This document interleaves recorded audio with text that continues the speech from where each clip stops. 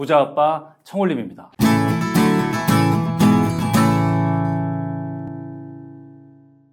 요즘 벼락거지라는 단어가 여기저기서 아주 많이 쓰이고 있습니다.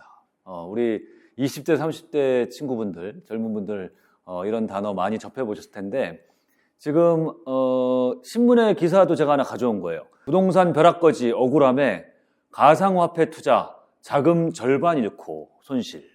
우리 20대, 30대 이 젊은 분들이 최근에 부동산 가격이 몇 년 동안 2배, 3배 다 올랐지 않습니까?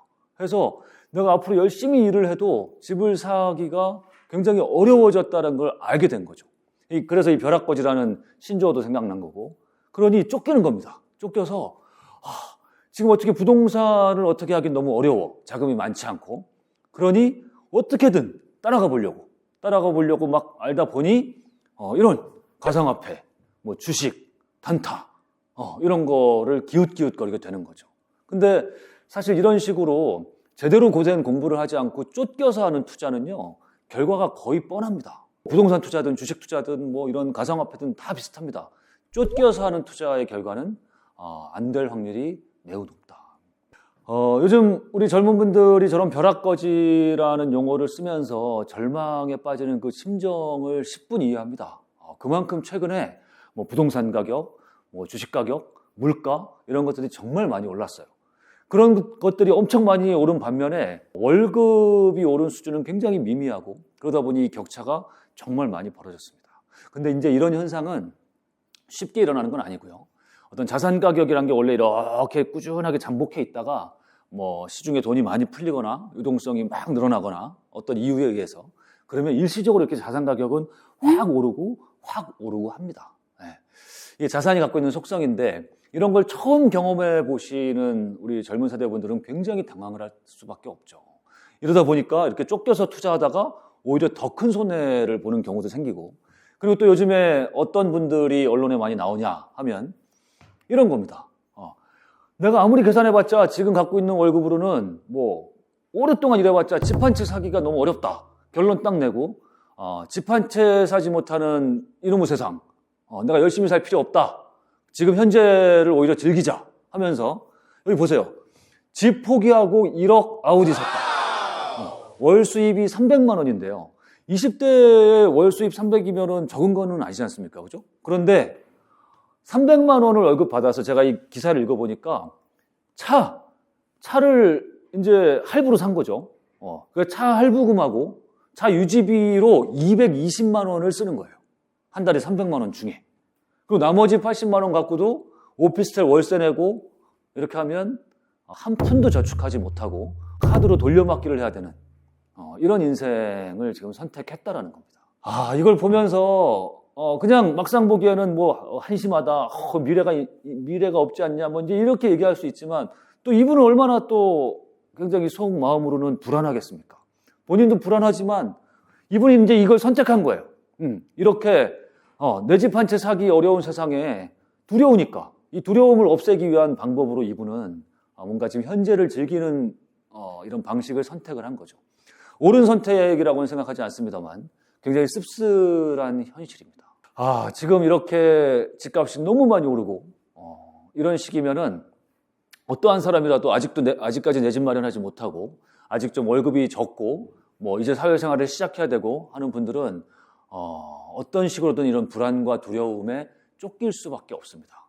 자, 근데 그 불안과 두려움의 속성이 뭔지 한번 가만히 생각을 해보면요. 이런 거죠. 나는 이 자리에 계속 머물러 있는 거예요.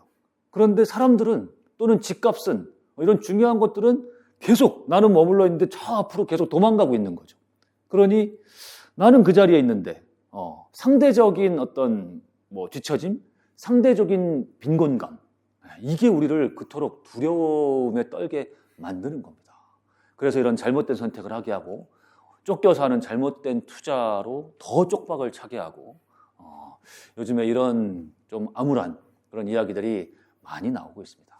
자, 근데 저는요, 우리 젊은 분들을 저렇게 잘못된 선택을 하게 만드는데 우리 어른들의 책임도 굉장히 큰데 특히 이런 언론의 부추김도 굉장히 큰 것 같아요. 저는 이런 기사들이 정말 싫습니다. 집값이 많이 오를 때면 거의 레파토리처럼 신문과 이런 TV에서 쏟아냅니다. 언론에서. 월급쟁이 서울에서 아파트 장만 이제 못한다. 심지어는 아예 수치로 보세요. 여러분 이런 기사 보셨을 거예요. 월급 한 푼 안 쓰고 38년을 모아야 서울에서 집 한 채 살 수 있다.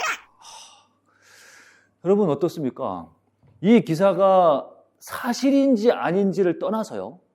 이런 기사를 신문에서 딱 보는 순간 우리 이런 사회 경험이나 뭐 집 한번 사보지 못한 우리 젊은 분들, 2030 젊은 분들은 어떤 생각을 할까요? 기본적으로 이거 딱 보자마자 기분 안 좋습니다. 절망에 빠져요. 뭐? 월급을 한 푼도 안 쓰는데 38년을 모아야 된다고?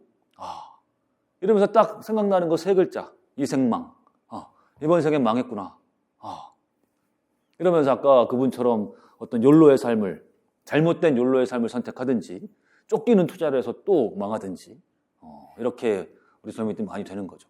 근데 여러분 이런 기사 너무 신봉하지 마십시오. 이럴 때일수록, 이렇게 불안한 때일수록 더 냉정해지고 이론적이고 논리적으로 생각을 해봐야 됩니다. 이 얘기가요, 사실 이론적으로는 맞아요.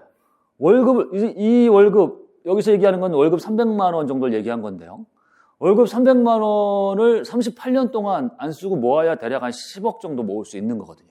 근데 지금 서울 아파트의 평균 가격이 10억을 넘었다 보니 이런 기사를 쓰는 건데, 사실 이 기사의 헤드라인은 말도 안 되는 겁니다. 왜냐하면 집값이 10억이라고 할 때 세상 사람들 중에 그 집값 10억을 현금으로 다 모아서 다 모은 뒤에 그 집을 사는 사람은 세상에 거의 없습니다.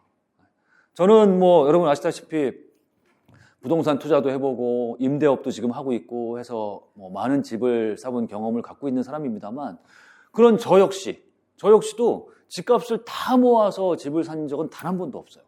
아니, 심지어는 집값의 반도 들여서 집을 사본 적이 없습니다. 제 돈, 현금을 한 3억 정도 드리고 나머지는 뭐 전셋값으로 충당해서 미리 사놓고 이런 경우가 대부분이지, 이 지금을 다 모아서 이렇게 자극적으로 기사를 쓰면 결국 이 기사를 보고서 절망하는 젊은이들을 더 많이 배출하고, 무슨 의도로 이런 기사를 쓰는지 모르겠어요. 이 유튜브를 보고 있는 이런 경제지 기자분들이 계시다면 좀 자제해 주십시오. 이런 기사를 쓰는 저희가 도대체 뭡니까? 이렇게 자극적으로. 우리 2030 젊은 분들은 이런 기사에 휘둘려서 잘못된 판단을 하시면 큰일 납니다.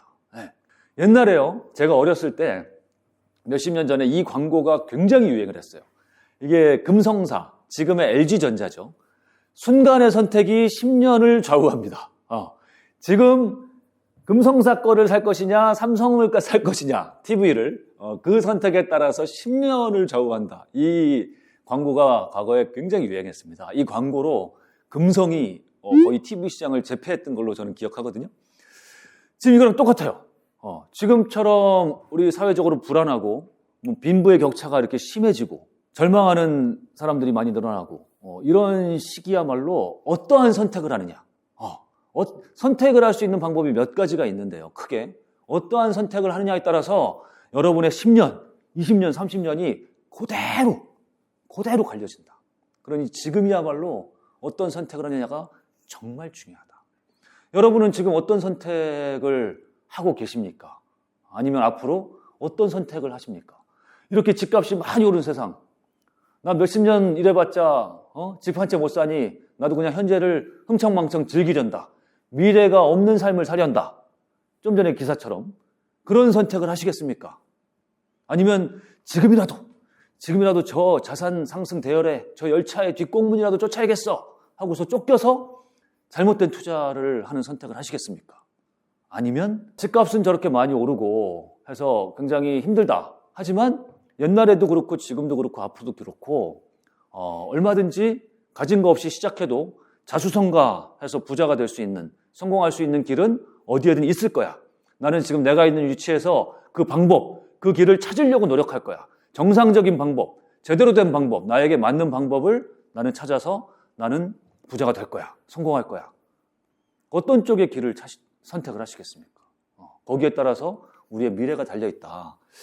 중요한 거는요, 지금 앞에 보신 기사처럼 남 탓하고요, 어른들 탓하고 사회 탓하고 정부 탓하고 이거 다 남 탓이지 않습니까? 남 탓을 하는 선택을 해서는 절대로 좋은 결과를 기대할 수 없다. 이거 제가 좋아하는 일종의 짤인데요. 이거 보십시오. 저도 인터넷에서 퍼온 건데요.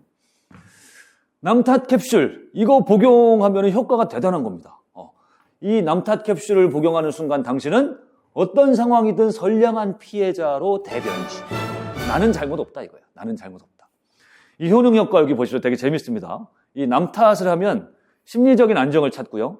육체의 편안을 얻고요. 마음의 위안을 얻고 면죄부 효과를 얻고 정의로움까지 얻을 수 있다.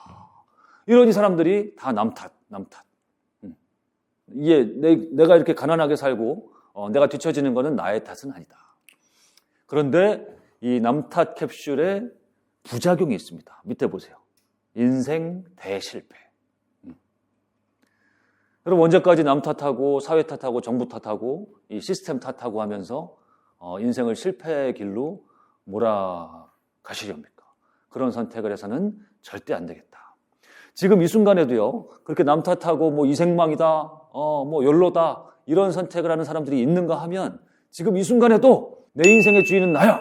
나는 내가 원하는 방식으로 나의 힘에 의해서 나의 선택에 의해서 내가 원하는 결과를 만들어낼 거야 라고 하면서 열심히 자신의 길을 가는 사람들, 자신의 삶을 자기가 주인이 돼서 개척해 나가는 사람들도 얼마든지 있다라는 겁니다. 전 여러분들이 그런 선택을 하길 바라고 제가 그것을 증거로 보여드리기 위해서 지금부터 세 분의 사례를 보여드리려고 합니다. 세 분.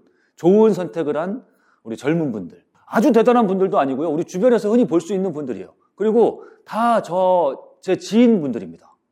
제 주변에서 실제로 제가 제 눈으로 똑똑히 지켜본 사례들 한번 지켜보십시오.